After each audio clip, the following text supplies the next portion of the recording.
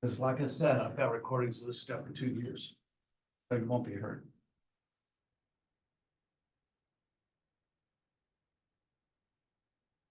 Okay. So. What do you do better than anyone else? What is the edge that you have? So I'm also on the board of the Blue Ridge Community Theater. Every year I do the radio show. I did War of the Worlds last year. I've done Dracula. We're going to do Dracula again this year in the fall over at Appalachian Theater. And it is a radio script play written by Orson Welles. And we do that in a theater context, but I also use slides from Nosferatu, which was actually filmed 100 years ago. And I was talking to Teresa Lee, who's a brilliant director. She was at App State for 35 years. And she said, I did a really good job directing. And I said, I'm nowhere in your league. And she said, no, but you play to your strengths. And that's what a competitive advantage is. It's a playing to your strengths. And there's nothing wrong with that. And so when you're in this MBA classes, and you'll be in more MBA classes as well, one of the things that they're going to hammer with you as an idea is that you do whatever you do best, and everything else that you don't do well at, you rent, or you get somebody else to do. Why? Well, because that's their best thing too, okay? MBA classes will hammer you with focus on your best thing. And that's what a competitive advantage is. It is that unique thing that is excellent, that exceeds your competitors. And that thing for product quality with Apple, they swung and they missed, all right? We have an Apple case, and that's not what I think Apple's strength is, all right? And we'll talk about that when the time comes up, if any of you take that. Customer service, Microsoft, anyway, to each his own. But what is it that you do that's better than anyone else? And that's what you focus on and nowhere else. Nike. Anybody know where the Nike factories are? Say Oregon? Really? No. Yes. Well, the headquarters is there, but Yes. the, And this is a trick question. Nike owns no factories. Okay. Yeah, I always use this because once again, Nike plays to its strength. And the core competitive advantage that Nike has is in product design. Whether it is in shoes or whether it's in apparel, those are the strengths that Nike has, and everything else they give to someone else. So I actually talked, when I got my MBA, one of the teachers was actually a Nike consultant, for lack of a better word, worked with Nike for years. So what Nike would do is they would put out a bid to the factories everywhere in the world, and naturally the Indonesian factories were the least expensive. All in Asia, China, all those places. And what they would do is they would bid for a certain number of them to be produced in that factory. But Nike did one more thing. Nike would allow them to print 10,000 more of that particular item and allow them to sell to other third parties as long as they didn't use the Nike swoosh. So what that meant is let's say they ran off 100,000 shoes, okay? They were allowed to do 10,000 more and sell them to Walmart as long as they didn't have the Nike swoosh. And they received a substantial discount on their normal purchase by allowing them to do that. So it is not surprising, okay? If you go into Walmart and you buy a pair of those, whatever their brand shoes are, it's very possible that it is a Nike design made from a, quote, Nike factory. It just doesn't have the swoosh, okay? So, if you notice in other universities, by the way, it's not impossible that the other universities, Barnes and Noble is running their bookstores. Their commissaries or their food places are run by Cisco. I mean, there are a lot of places like that. Now, and you ask yourself in Boone, why does App State run their own commissary and why do they run their own bookstore? Because they consider that part of the strategic mission. In the food that you eat, 60% of it comes from farmers and others around the 5 to 8 county area inside of North Carolina. So you actually, if you ever got to the point where you were a grower of something, you could actually petition App State to have your goods be sold here. The same thing with their bookstores as well. They consider the bookstore to be a strategic asset, especially in what they call the Appalachia Project, where they are an archivist for the history of this particular area, in all of its time. And so that is its particular advantage as well. So the competitive advantage is what you do better.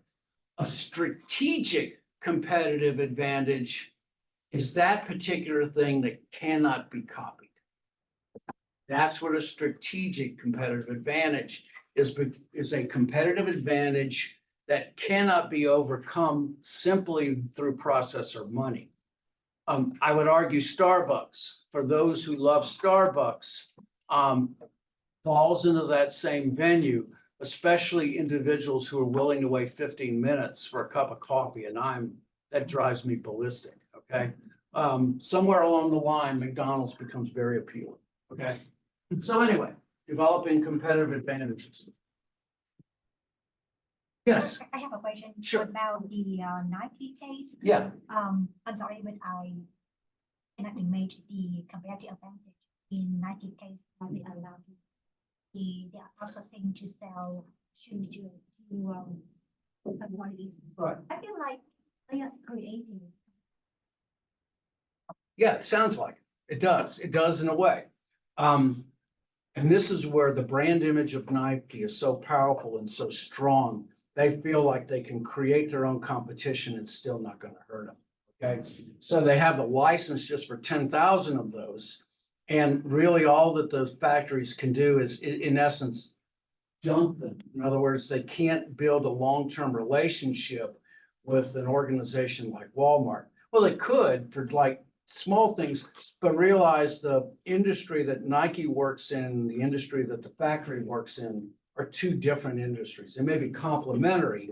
And you're right, you could build your competition that way because I know what I would do. The first thing I would do is take that shoe apart, okay, and figure out what its dynamics are.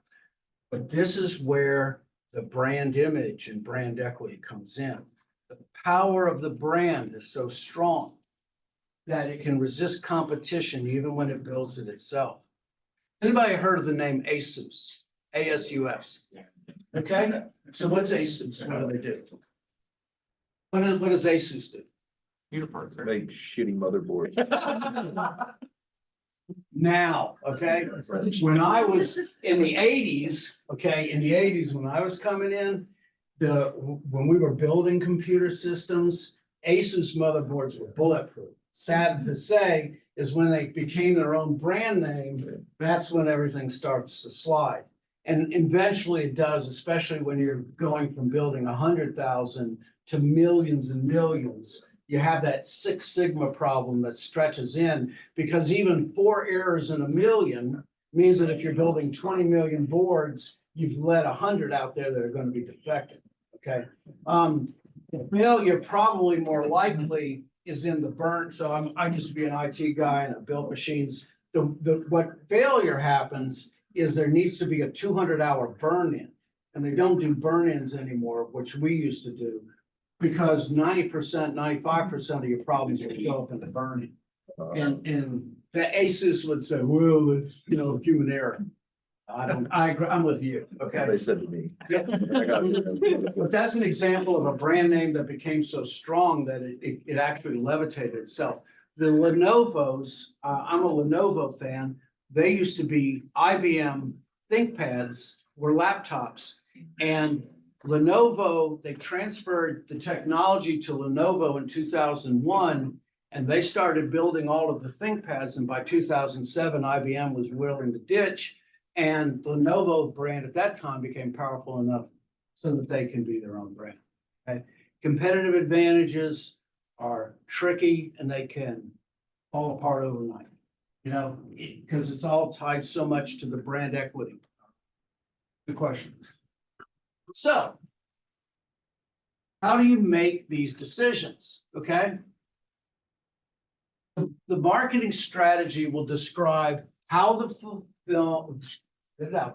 how the firm will fulfill the needs and wants of its given customers. What are the actual things that they're going to do to spell that out?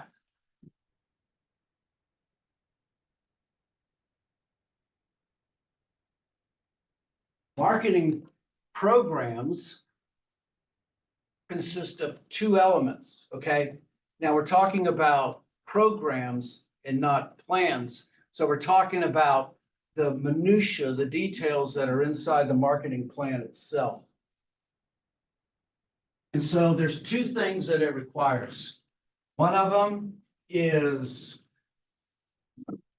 target market, where it's going towards, and how do we manipulate the marketing mix?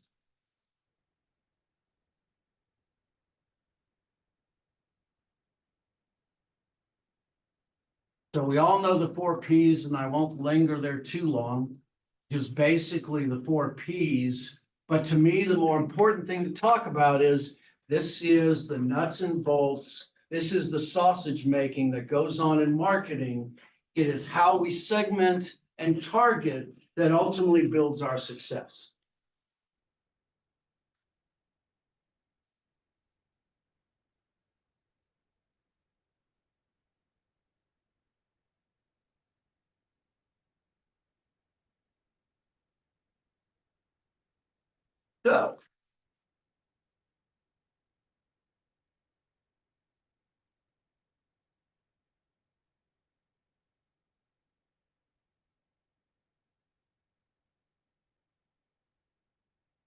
So, I want you to give me uses and examples of bicycles. So, somebody give me uses for bicycles. Transportation. Fitness. Business. Fitness. Fitness, yes, very much. Leisure, absolutely. What else? Sport, competition.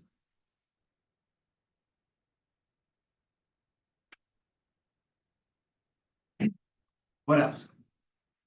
Recreation, like mountain biking. Yeah, so we're talking about but even more, and it's more than leisure, but it's like recreation. Yes, it is a distinct difference between leisure. Yes. Rehab, Pardon? like rehab. Rehab, yes. Rehab. Okay, Traffic barrier. traffics. Yeah, exactly. And traffic can be even further segmented if you want to think it in many ways. You're right. It's more efficient to be able to move through traffic in a bicycle. What else? Pardon? Yes. Gas pollution, yes. Environmentally friendly.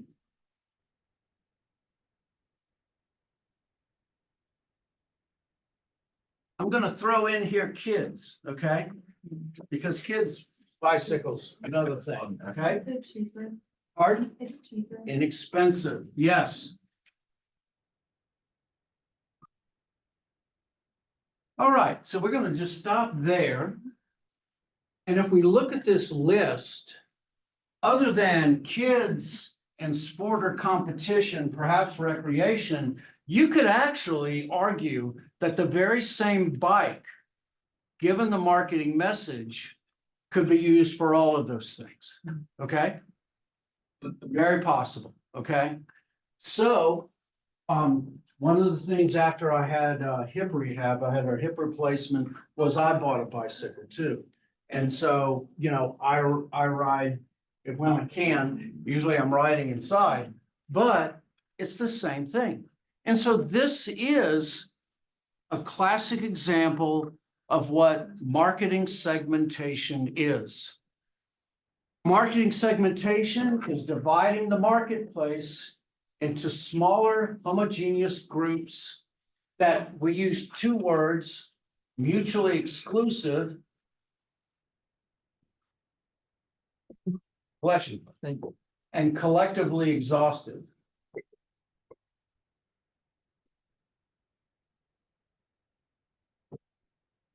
So collectively exhaustive means that it's everything that it is.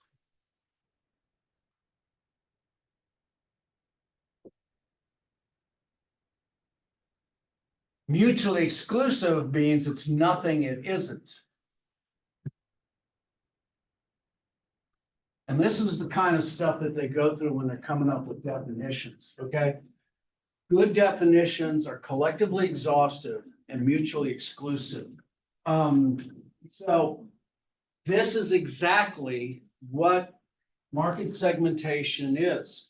We group together the same needs, wants, the particular characteristics about the products themselves that make them similar. And then what we do is we do target marketing. And so we group or decide which one or more than one of these targets that we hope to go after in our marketing message. This, like I said, is the sausage making. This is the heart of where marketing starts. You can't do the 4 Ps unless you do this first. So, by the way, if you're into there's a movie called The Professor and the Madman. I've read the book and I've seen the movie, and it's an incredible. If you're into words like I am, it's on the history of creating the Oxford Dictionary, and they have Mel Gibson and they have Sean Penn. I mean, it's just two different individuals, and they're both brilliant in the movie. And I highly recommend it to anyone who really loves words. Okay, so target marketing. Okay, so we look at that and we decide which markets. We don't have to pursue them all. We choose the ones that best match the resources that we have intellectually, physically, in every way. All right. And so market segmentation is defining the segments. Targeting is deciding which of the segments to go after.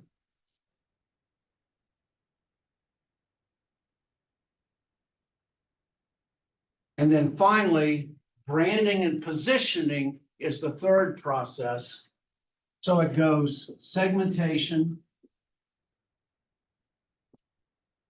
targeting, and then positioning.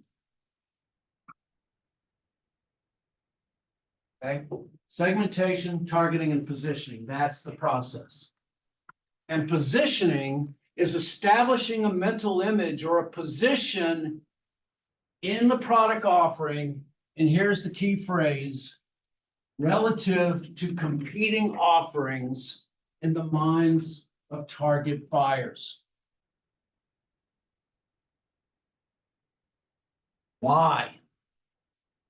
Relative to the competing offerings. Do we care about our? Yes, we care about our competition. We must know our competition more intimately than our competition knows itself. Because the whole purpose is to be in a unique place in the consumer's mind and not in the same place. Because if we're in the same place in the consumer's mind as our competition, from what we said yesterday, what happens when they consider that one product is no different than the other? How do they make the choice? Whatever's cheaper. Whatever's cheaper. There you go. Okay.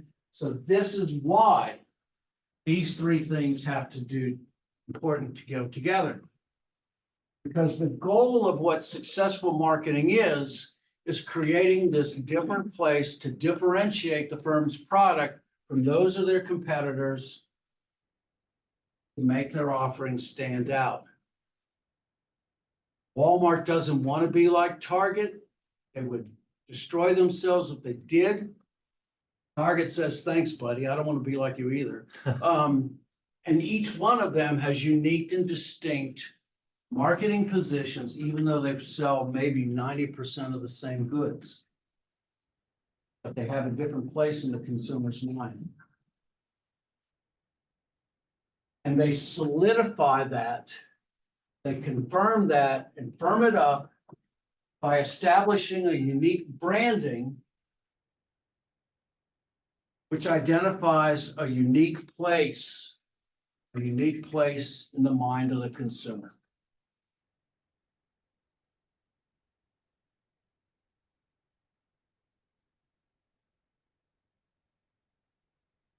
So segmentation, targeting, positioning, we've got the position. And when we come up with the position, then we start thinking of the 4 Ps. Okay, then and only then do we consider the 4 Ps. That's why this has to go first. Okay. All right, let's take a quick 5-minute break. Because I want to be able to cover this. And then we're going to come back and we'll start the marketing program. Okay? All right, be right back.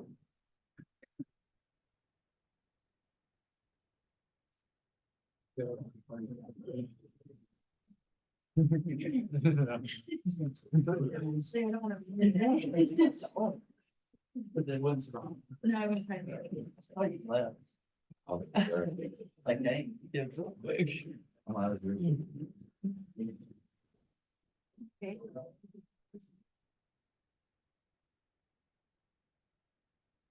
Jeez. Yep. That's a lot of writing.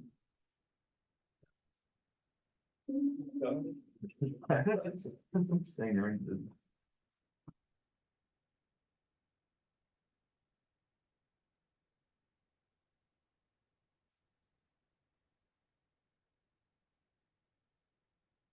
No, I mean, he's not even bad. You know? Oh, was it one?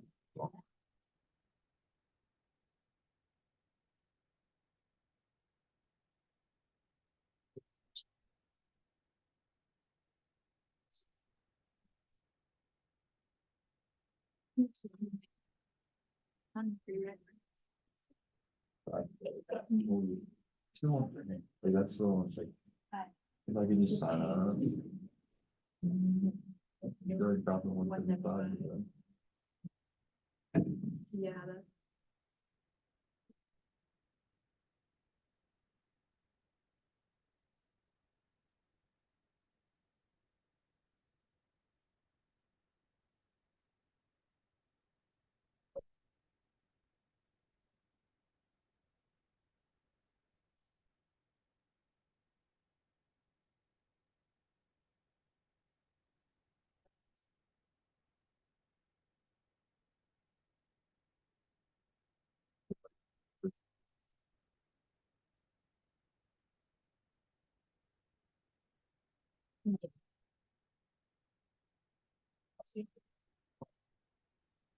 Oh, yeah.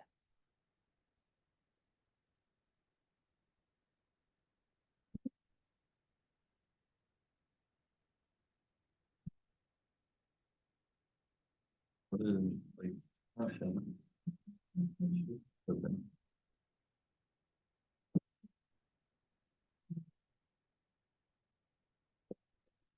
Oh, I can't believe it. I think it did, but I think they changed it.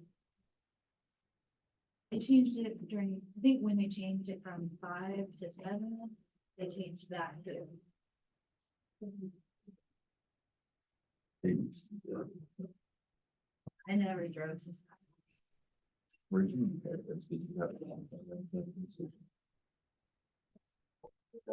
We've got parking passes at the parking desk across from the stadium, because we can park at the stadium. And then that's the little town, place to stop right there. Right there in those.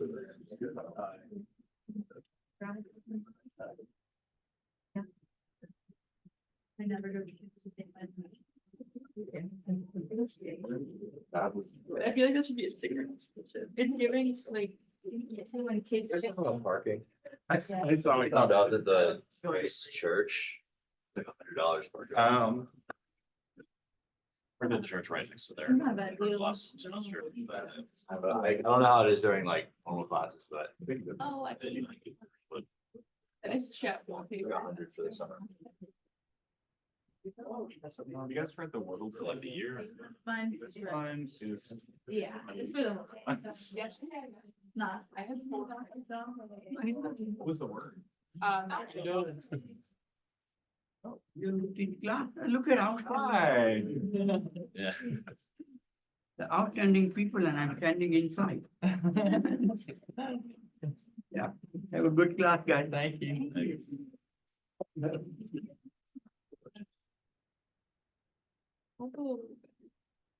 That's it. You didn't want either of them?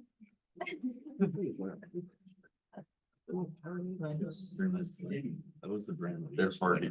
That's us. So kind of. Yeah. That's what- You did the, Jackson thing. It was like.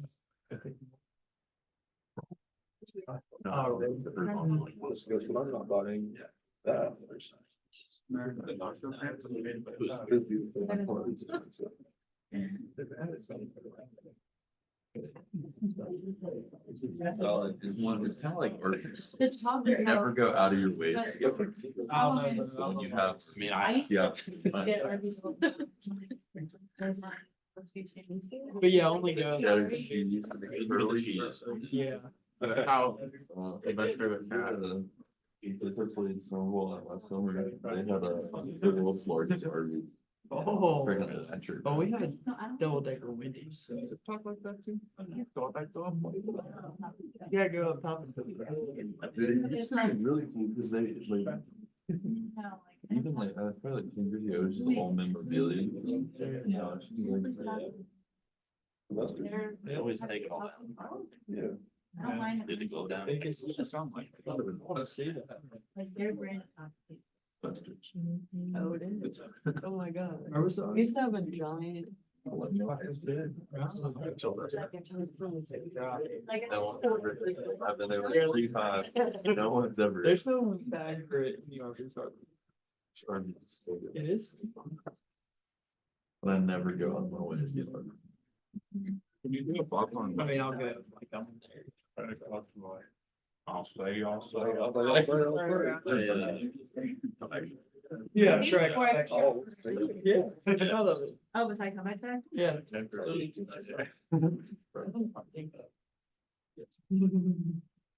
I love their final project thing. Oh, you thought it? Oh, yeah, you got Arby's. I remember that. Yeah. Yeah, and then I saw that and I was like, damn, I haven't thought about Arby's in so long. That sounds good though. Was the one in Raleigh with the old sign. Mm. One they'll Oh, put up. yeah. Never went to it. It's cool. I always look at the Zaxby's. I like Zaxby's. My roommate. I always have to get extra sauce. Have they finished the party sauce? Their food is so greasy. Yeah. Oh, yeah. The spicy Jack sauce. So. I think I have. Yeah, I like the- That's all the coolest thing. That's smart. Genius. But there's not a silent B. Yeah. Like, for them, like. Is that his thing? Yes. Pumbaa is not a Pumbaa. Yeah. Right, right. Close. Super chunky monkey ice cream.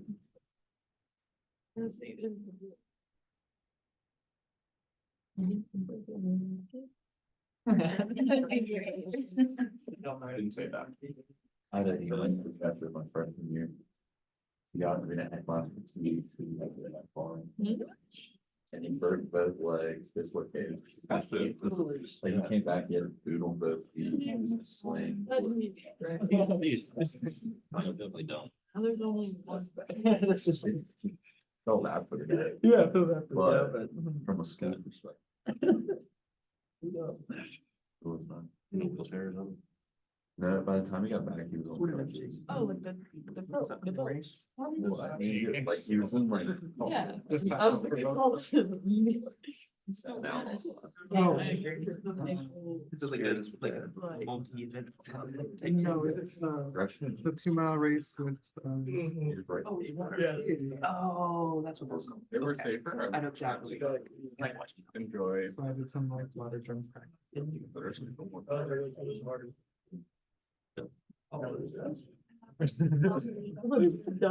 That's over by Right? That's the word. And not like the a 105 super- block. No. Okay. I never actually went to. Like everybody. So one of the reach off and then 4 of those. Mm-hmm. My favorite is the errors that people make. Oh, let me show you. I just didn't want to stay. She's like saying that. Is that not uncomfortable? You get used to it. I guess that's fair. So just say. Oh, that was- It's not about what your feet are. I guess they had. But that would be next Friday, so it was.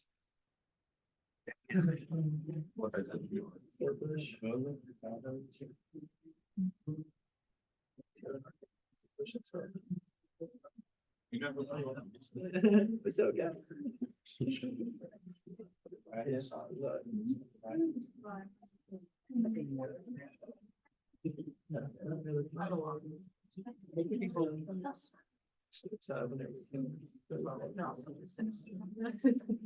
We should both do it. Okay. I never have to stop it yet.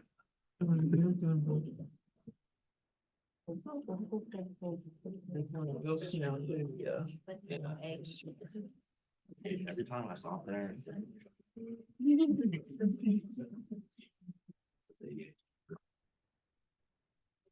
No. Like the last one. This is where we differ. Just like over the top. No way. Look how much the barrier like moves over. And it almost trips up. Yeah. Okay, so without further ado, after we've done the segmentation, the targeting and positioning, keeping in mind that products fulfill the basic needs and wants of the customer, this is where we start to manipulate the 4 Ps. The first time that the 4 Ps were ever talked about was in the AMA meeting of 1945. And the first time it was ever actually printed in a book was the very first book by Jerome McCarthy, which was The Principles of Marketing, which went on for 20 editions and is still considered by many to be the Principles of Marketing book. It's the one I learned. But the 4 Ps are the end point, not the starting, when it comes to marketing strategy. And so we keep those things into mind. The products fulfill the basic needs of the customer. The price ultimately has many different connections with the customer as well. All right, they mentioned one of my trick questions, which is, what is the easiest to change of the 4 Ps? Unquestionably, it's price. And it's one of those things to remember, because with the ability to change price so easily, it's one of those things that doesn't create enough effort, and it should. Place, for me, is the last frontier. And once again, who am I to correct O.C. Farrell? But, you know, to me, it's the demand chain, okay? But if you've got a question and they're talking supply chain, it means channels of distribution. But anyway, so nothing happens with those sources of raw materials and the ultimate delivery to the consumer unless the demand is created first. And then the end all, the visible part of marketing that everybody sees is promotion, which in modern terms, we call IMC, Integrated Marketing Communications.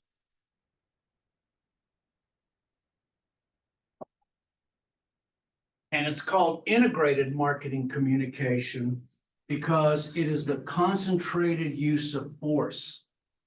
It is the building to a single message using different medium, considering the consumer's issues such as time poverty, their ability to focus, and some particular medium are better than others to carry coordinated messages, where some are built with just the need for repetition to be able to get the message across. IMC is the coordination of all those 4 Ps, of advertising and all of its media forms and messages into a single message.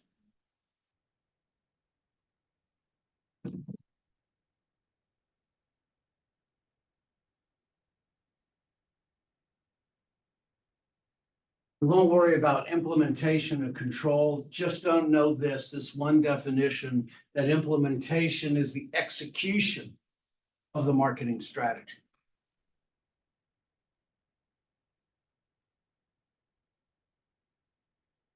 It's the how about how we do it.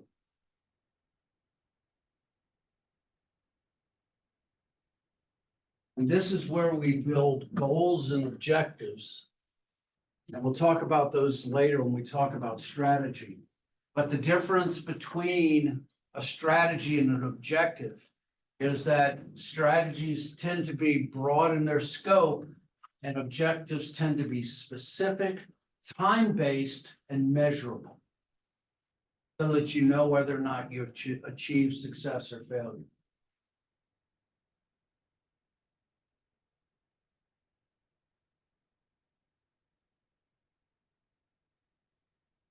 The last thing to talk about is that marketing over the last 30 years has moved from transactional to relationships.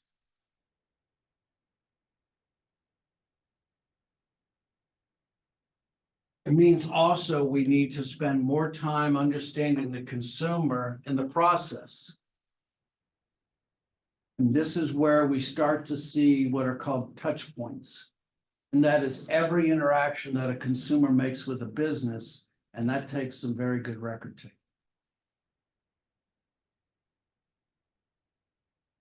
An example of relationship marketing, we usually use Embassy Suites for one major reason. It has 2 rooms and there's a door between the bedroom and the living room, okay? And the other thing about that is, my wife, generally when she comes in, she always asks them for a bottle of water. So one day we got into Orlando and there was a 6-pack of water sitting there on the bar. How much does a 6-pack of water cost? Hotel or for the hotel? Good question. That's a good one. So how much for the hotel would it cost, given the economies of scale of a hotel? I think. $2? Maybe, Maybe, yeah, yeah. yeah, including tax. So those $2 placed in the right place become invaluable for my wife, okay? And that is an example of a relationship marketing move where they collect those touch points, see that she asks for water at the very beginning, and that's taken care of automatically. That's an example of building long-term customer relationships, which ultimately promote customer confidence. And it's built on, and we'll talk about when we talk about relationships, is a concept that's known as the lifetime value of the customer, the LTV. So the LTV basically takes the consumer and considers them to be assets of the corporation. And so the lifetime value of a customer is exactly what it sounds like. How much revenue a consumer generates for them over their lifetime. So Taco Bell calculated that the lifetime value of their customer is $12,000. It's a lot of tacos, okay?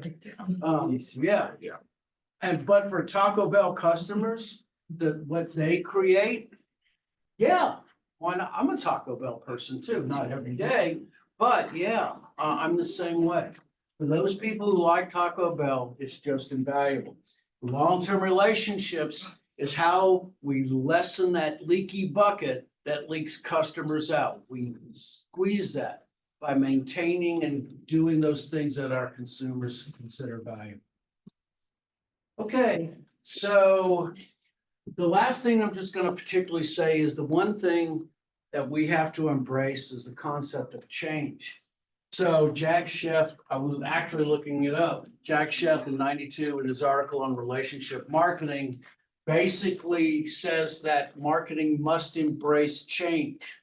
That marketing is context driven and it is driven by the individuals who buy their goods. And that the focus of successful marketing isn't on the products they sell, but on the people who they wish to sell to.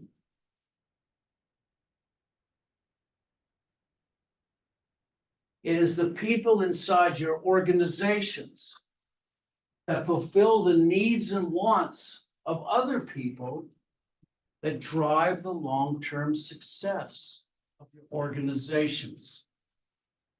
And I don't have to say that in this day and age, that in the modern customer, the expectations are high. You tend to be less brand loyal. And especially in these times of inflation, we're more price sensitive. And that marketers must always be on their toes, be able to adapt in the shifts in markets and competition. And that's one of the things Taco Bell does pretty well. Yeah, I give them credit. Okay. They do. All right, so that finishes chapter 1. And so now we will move on to chapter 6. No, we didn't. Yes, we will get back to those other chapters, but we slide to 6 first because I believe that before we can talk about segmentation, targeting, positioning, I'm a firm believer that we need to have our foundation in the 4 Ps, whether you remember them or not, or whether you ever had them taught to you or not. This is where we need to visit this subject. We're going to slide through principles of marketing in this part of the 4 Ps. This is like half a semester usually. We're going to do this in a couple of days. I remember when I took my first PhD class in quantitative analysis, they went through my entire semester of QA in graduate in the first day. Oh my God, what's the rest of the semester like? And it was, believe me, I survived barely. So, marketing program. So, what are the things that a marketing program involve? All right. So, the marketing program is the strategic combination of the magical 4 Ps: price, promotion, product, and place.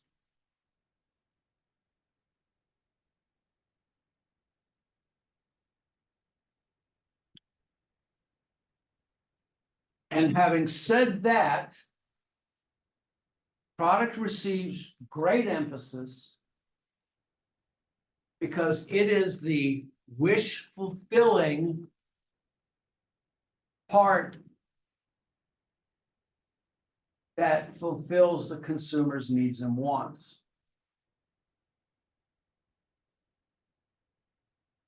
But of course, it's not everything, because once again, if it is solely about the product itself, there is the urge, especially when we're counting our dollars, for us to focus on where the bottom line is. And while that's valuable and important, we have to be able to deliver value for every dollar that our consumer spends. Marketing programs focus on three things: the physical, the intangible,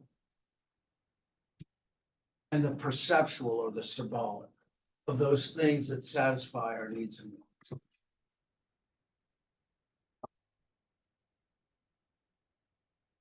Before I go on, so price is the easiest to change. What's the hardest? Place? Yes, great, good job. Okay, I just said that.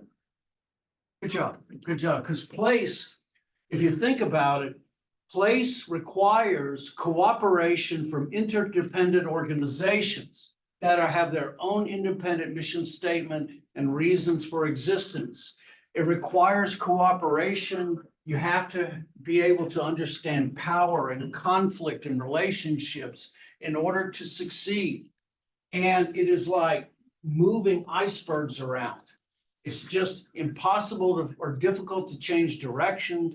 And once you move it in another direction, it is enormously expensive and difficult to change again, which is why place is one of those things that requires a great deal of study.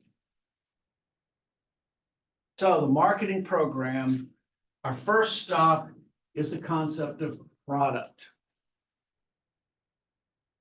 So we're going to revisit some of the things we talked about on Wednesday, and we're going to expand our understanding a little bit on them. So rarely do we have one product and one product alone. We generally have a mix of different items ultimately provide a broad satisfaction. Why? Because the consumers segment themselves. They have many unique different needs. And so how we put the bars, how we set the seat, how big it is, whether it is a competitive bike or not, all of these things come into mix ultimately when it comes to deciding how broad or how small a marketing mix we have. But I had a friend of mine, his father was a scoutmaster, rode bicycles, loved bicycles. He decided he was going to do something nice for his dad, and he bought a competition bike, not just in its competitive nature, but it was like light. It was made out of graphite. It was tiny, like 4 or 5 pounds, including the tires on it. It was a magnificent bike. At that time, 30 years ago, it was $800. Who knows what it would be now? He said he went by his dad's house about a year later and he said, "Pop, where's the bike?" And he said, "Well, I wasn't using it, so I sold it during a yard sale for $50. And what do you say? You know, I mean, he didn't know. You know, when you're confronted like that, you said, "Okay," as his wallet bled money. You know, I mean, so anyway. So once again, value, giving an idea, is one of those perceptions. So the product line is a series of closely related products. And so if I were to think of Procter & Gamble, I would think of laundry detergents, okay?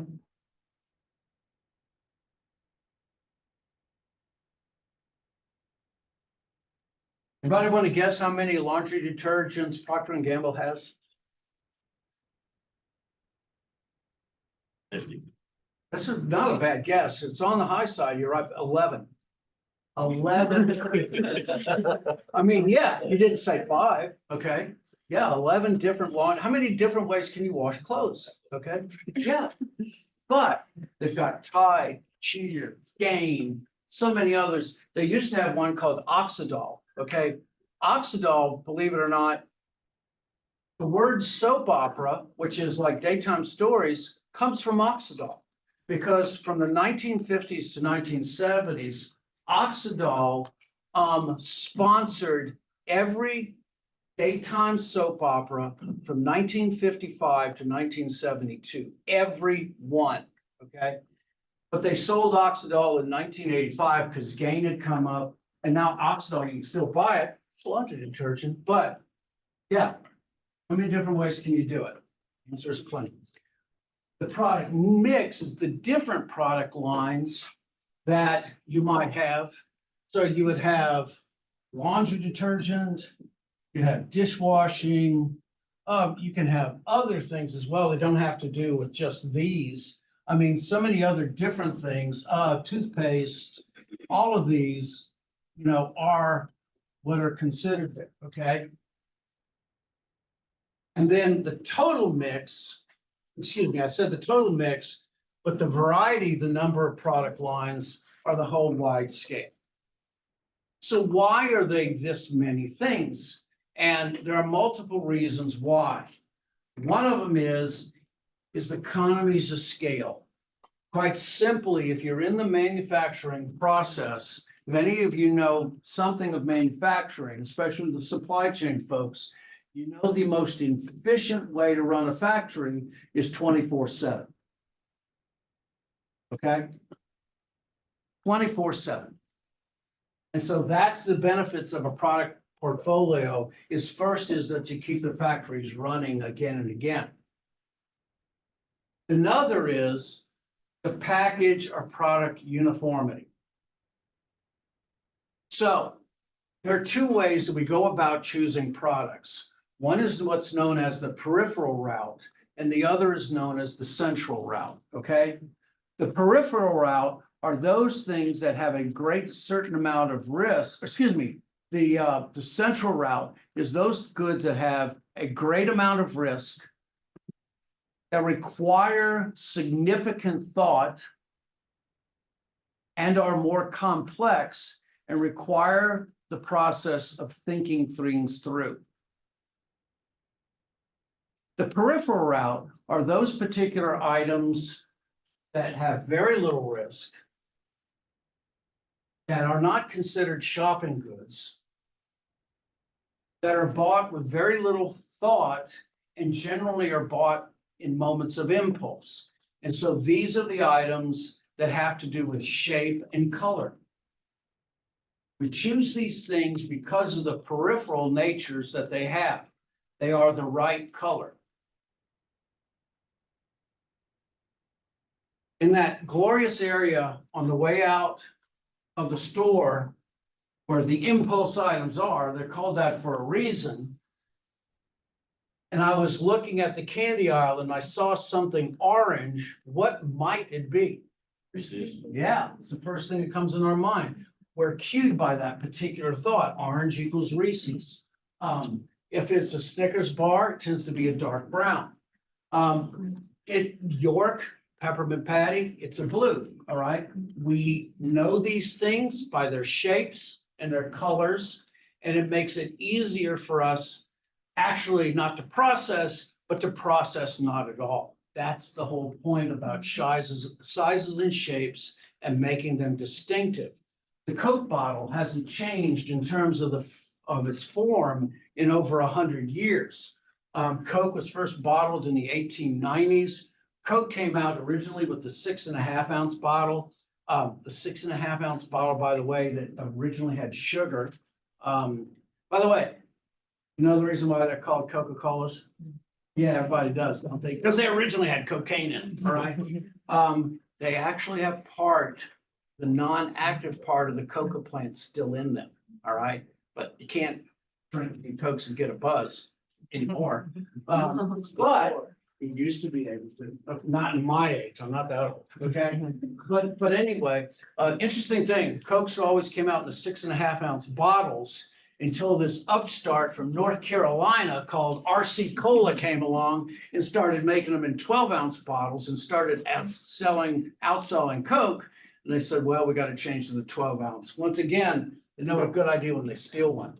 Okay, so package uniformity. They standardize things so that you can share components between the lines. It is not surprising that a small size canister has the same top of a large size canister. All they're doing is stretching it because that helps to be able to make it more efficient and save money. It also helps distributors to use favorable lines versus individual products. So it's quite easily, it's just easier to be able to move new products in because you already have an established line. So these are the reasons why you have a portfolio. And one of the last one in here that isn't mentioned is that it reduces the chance of failure when one item is no longer considered acceptable, for lack of a better word. Okay. All products have their own particular product life cycle. They go in and they go out. PBR, Pabst Blue Ribbon beer, is just one of those things that, I mean, that your generation embraces. And I get it, because we all do have something to embrace. But I swear to you, look it up. There's a song by Johnny Paycheck that's called Rednecks, White Sox, and Blue Ribbon Beer. Okay, so everything goes through phases. Schlitz was was the number one seller of beer when I was growing up. And then in the 80s, they got the brilliant idea to change the formula. And when they did, I won't tell you what it tasted like, but that's why Schlitz is where it is now. You spread out the risk by having a broad enough portfolio. It's the same thing when you do when you're doing investments. Now, I talked about service products, and although they have challenges, we want to be able to take our products, our physical products, and have them have the advantages of services. And we'll talk about these one at a time, so you don't have to scribble these real fast. This is just the 5 challenges that service products have, but I also think of them as 5 strategic advantages if you use them right.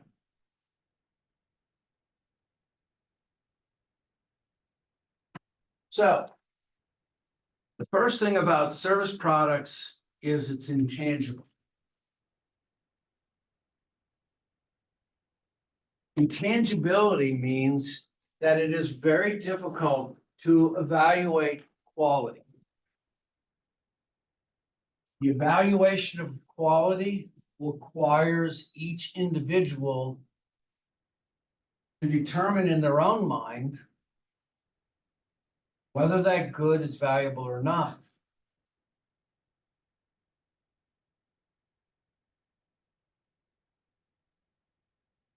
Intangibility also is the risk that you have to trust the maker of the service on whether or not they can produce something valuable.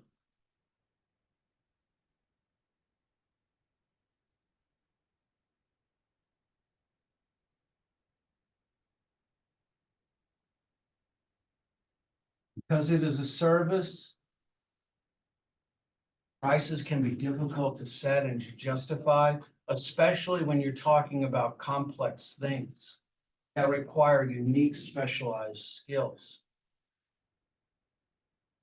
We have been upgrading our bathroom, and I can't tell you what a joy that's been.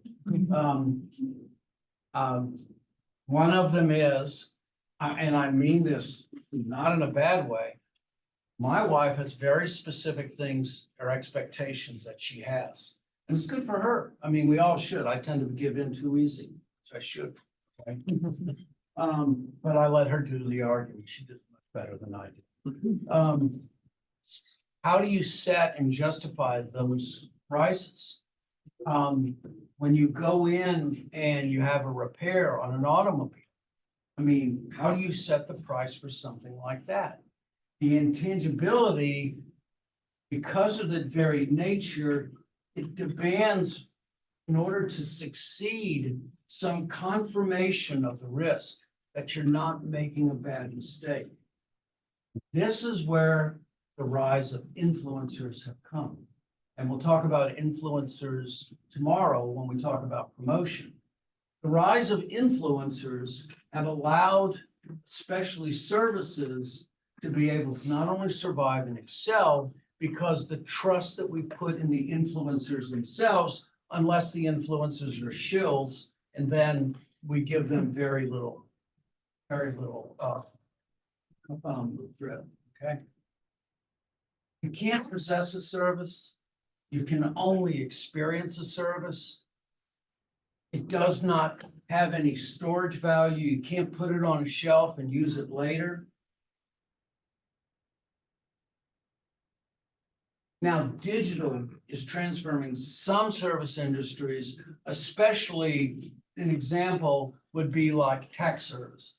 Okay, so tax services are one of those tangible intangibles that everyone needs. It's an unsought good, but the ability to be a good tax person is worth their weight in gold. And so intangibility, the lack of a physical presence is the first thing that a service has. As I've said before, you simultaneously produce the good and you consume it at the same time. So when you go in and get a haircut, you are consuming the product or experiencing it at the same time. Which means that the customer has to be present during the creation of the service.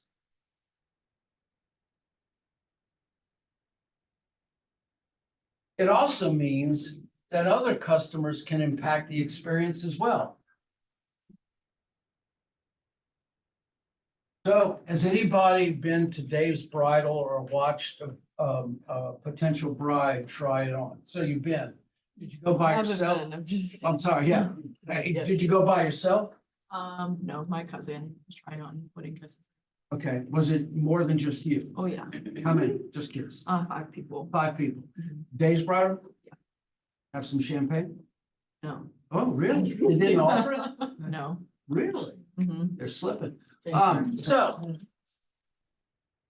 when she goes there, does she just stand in one location? What is the location that she stands? He's on like a little stage. area. Stage, right. She's on a raised platform. She has 6 mirrors around her, okay? And Dave's Bridal, I will argue, doesn't sell wedding dresses. They sell the service, the feeling and the experience that everybody needs to do, have at least once, is to feel special, all right? And that is an example where the customers become part of the experience itself, the people who come with you, and they either fulfill it or make it worse. If you go with your parents, I hate to say that, okay? So anyway. So that is an example, okay? The quality of the experience, the providers themselves, that is all critical. And sometimes the lowering the amount of contact is bad because what it means is that services lapse.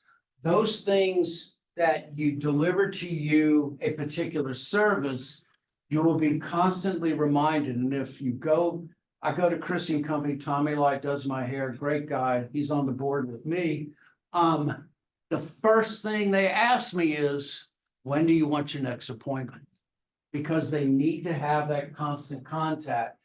And then once again, a digital is optional for some services, but it's optional, especially when it comes to specific knowledge such as taxes. Perishability. Services can't be inventoried, they can't be stored. Whatever unused service capacity is gone. It is very time and place sensitive. When you're talking about an individual, you cannot balance supply and demand because quite simply, one person gets snowed in.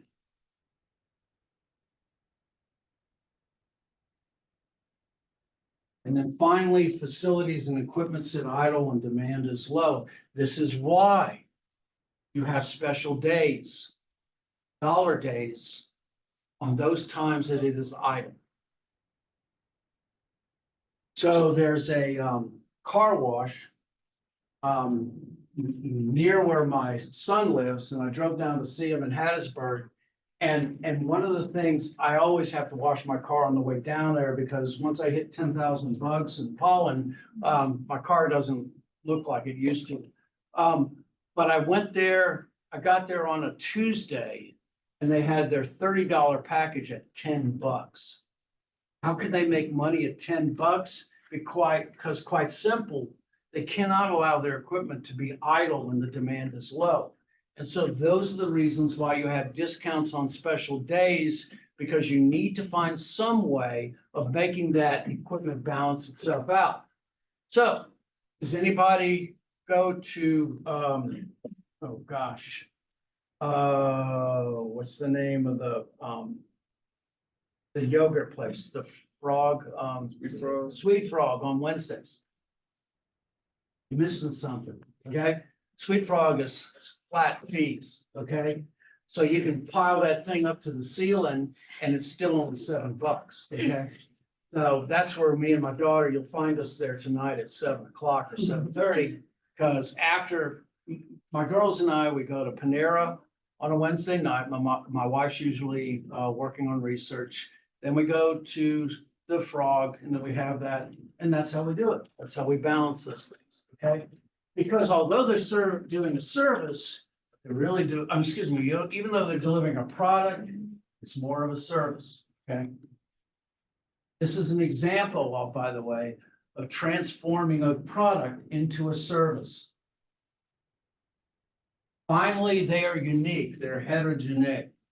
They vary across providers, which makes it more complicated to have consistent quality delivery. And it is very difficult to standardize services.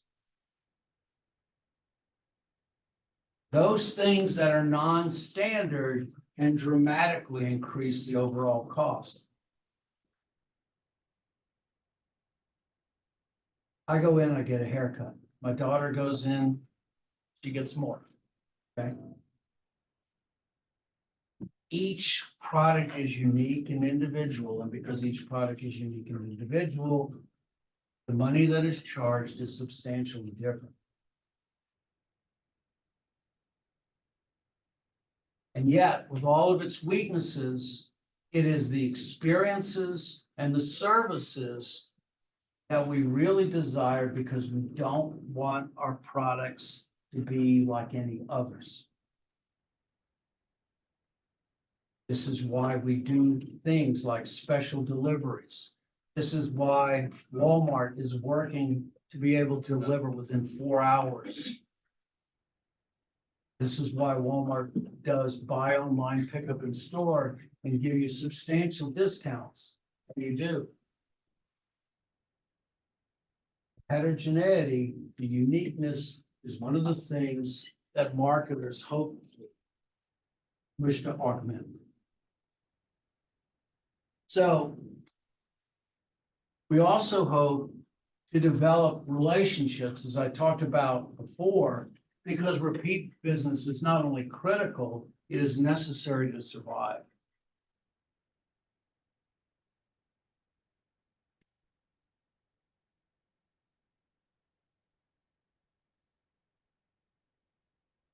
We want to know how consumers use our products because that helps us focus on those things that they consider valuable.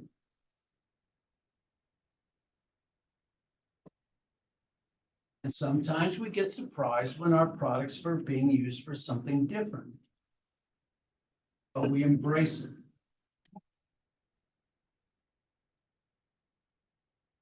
So, there is a diaper rash cream. Diaper rash cream started coming into the 80s when they found zinc was very valuable in curing diaper rash, okay? If you can look this up, it's called Boudreaux's butt paste, all right? No lie, go look it up. Developed in Covington, Louisiana. It was actually developed by the pharmacist that my brother used. They found that he created his own home-based formula, and this is what doctors, pediatricians were doing at that age. My own doctor for my son, Dr. Judice, did the same thing. Well, he created a product. Well, there are more than just babies who have problems with rash. They can be big men too, okay? So if you go into the locker room, Tiger Stadium, not the one in Clemson, but the one in Baton Rouge, and you go to their version of Death Valley, you will find Boudreaux's butt paste in just about every offensive and defensive lineman's locker. And I'm not lying, and crack a joke at your own peril, okay? So you study these individuals, and in the studying and understanding of how they use them, you can come up with unique uses. And so how do we come up with new products? Well, new products require time and effort to think about, all right? When we'll talk about new product development and innovations, because innovation is one of the keys. So, can somebody give me the uses of your phone? What can you do on your phone? Call, all right. Pardon? Music. Music. Calculator. Okay, calculator, very good. Okay, what else? Camera. Pardon? Camera. Camera. Okay, what else? Entertainment. Entertainment. Google search. Okay. Let's put that under internet. Okay, what else? Payment. Pardon? Payment. Payment, yes. Very big, yes. What else? Text. Pardon? Text. Text, yes. Email. Pardon? Email. Email, yes. What else? FaceTime. Pardon? FaceTime. FaceTime, yes. GPS. Yes, absolutely. What else? Third. Calendar. What else? Pardon? Schoolwork. Schoolwork, yes. What else? Fitness. Fitness, yes. There's that big one out there nobody's mentioned yet. Food. Pardon? Food, like. Food, good, ordering food. okay. Pardon? Time. Time, yes. Clock, what else? Social media. Social media, yes. What else? Pardon? Note taking. Note taking, yes. Okay, what else? Fitness tracking. Fitness tracking, yes. Okay. There's one more out there. Game. Gaming is good. Anybody at night ever use one of these as a flashlight? Oh. Okay, nightlight. Is that camera already? Yeah, is that camera already? Yeah, alarm. Alarm, yeah, okay. Pardon? Reminder. Reminder, is that it? Yes. Okay, reminder, yeah. I just got one, okay? Mhm. Pardon? A remote. A remote. Remote, yes.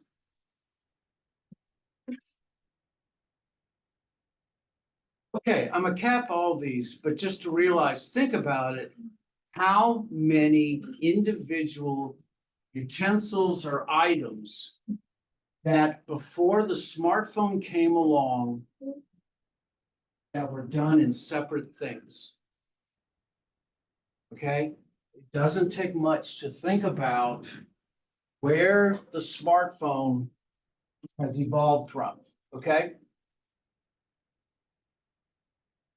The smartphone evolved from these innovative ways that entrepreneurs thought about putting it into portable media. And then bringing these items together into a single usable item. Now, it's not like everybody has this super grand idea and they come up with this. It doesn't spring from the mind of Zeus like Minerva. These things sometimes tend to be synergistic. You know, there's serendipity, lanyap, they all kind of build together through no rhyme or reason other than that the consumers come up with so many of these ideas themselves. And so these new to world products, these new product lines that bring about these innovations, even if they're diverse things where they stretch the product lines, create disruptions. Innovation is the great disruptor. It changes plant, physical equipment, the way people live. It does more than just an invention does, okay? Innovation fundamentally changes the way we exist. And that is the difference between innovation and invention. Now, we can step down from innovation to invention, and it may not be as risky as true innovation because the number one thing that innovation needs to succeed is education. We need to be able to understand how to maximize the use of a new concept. Otherwise, it becomes simply pointless. Microwaves. Microwaves came about in the early 70s, and they required an enormous amount of education to get to where we are now, where microwaves are used mostly for popcorn. Okay, we actually thought you could cook meat in a microwave and you put a turkey in it, come out to be a saddlebag. But that required education, okay? And fundamentally changed the way we did things, okay? So you start out at the top of the line with new product innovations. Then what you do is you diversify, you change products to where they're slightly different. So this is the Samsung 22, which is not any different from the 24, but it has a 6.8-inch screen. It's the largest screen at the time that was made. Slightly changed, a little bit different, 100x zoom lens. It has things that are just slightly different, but they make a difference when consumers desire it. Then you have product line extensions, where they're just putting out a different variety, a different brand. You find this in the middle of the life cycle of a product, where you're putting out just extra different features or even taking features out so that you can make the product less expensive. So my daughter, I got for her birthday a Gab watch. And so the Gab watch is a watch that has a cell phone connection on it, and it has text messages as well, but it doesn't do internet searching, and it's got a GPS tracker that puts her down to the square meter, which is something that I consider to be important. You know, next birthday, she'll get something different. Once you move from there, then basically what you're doing is you're taking new and improved products and you're just adding to things. And then the last thing you do is a concept known as repositioning. And repositioning is coming up with a new and unique position in the consumer's mindset, right? And that is where you have a product line that has stagnated, but you're wanting to find a new market for them. You may be changing the model, but you're doing even more than that. You're changing how consumers understand those particular items. I'm going to show you something real quick if I can. Let's see. Let's see if I can get a YouTube up without a substantial commercial. Let's see.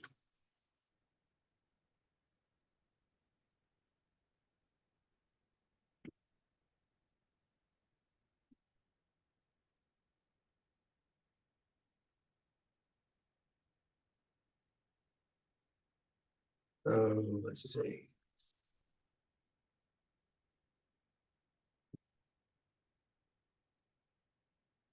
So let's. So. All right.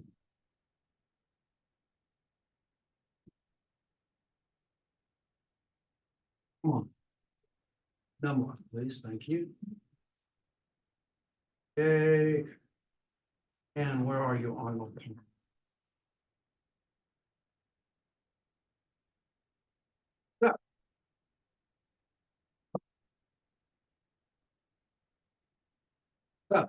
This is Cadillac in 1974, okay? And this is a gentleman by the name of Arnold Palmer. And I want you to think about where he is and how he is positioning himself.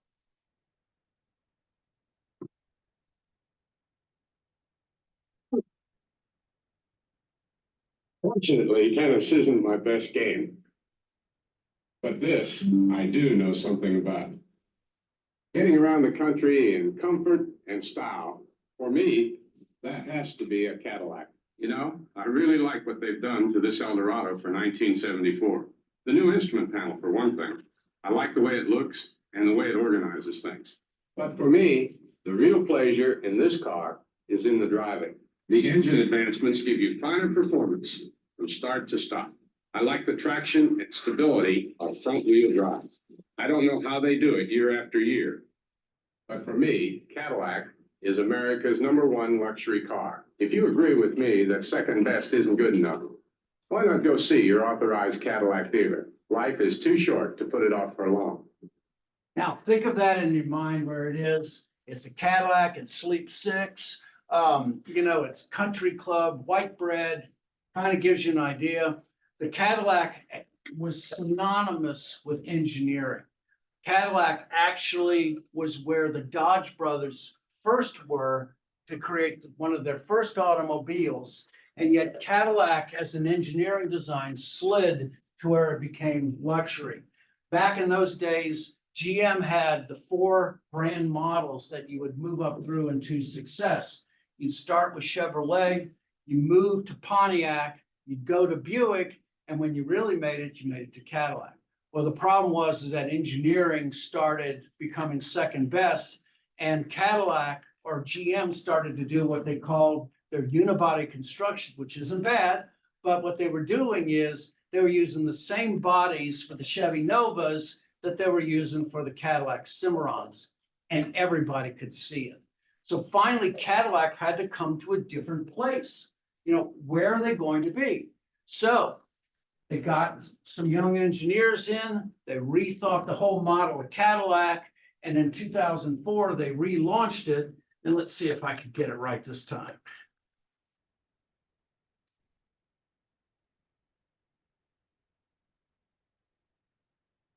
Super Bowl.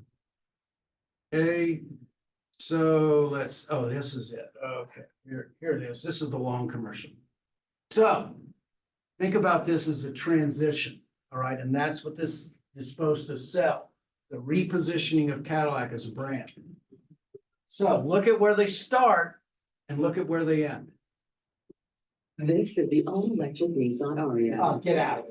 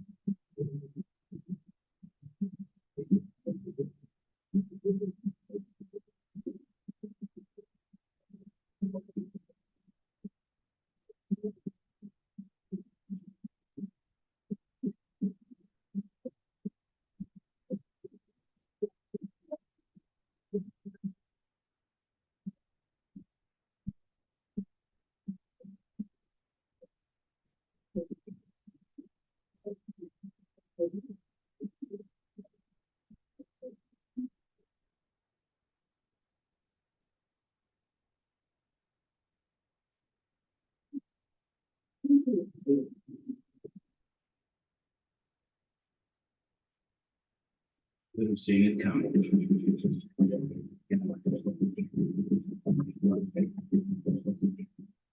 then one commercial flipped Cadillac perceptions overnight, became a younger, edgier vehicle, more engineering in nature. And you notice the guy coming in with a hat, a tie, and he walks out and he doesn't have his tie anymore and no hat. He's in the modern era, okay? So we're gonna break there. We'll come back, remember to read Marketing Myopia, and I hope you have a good afternoon. Thank you. You go something.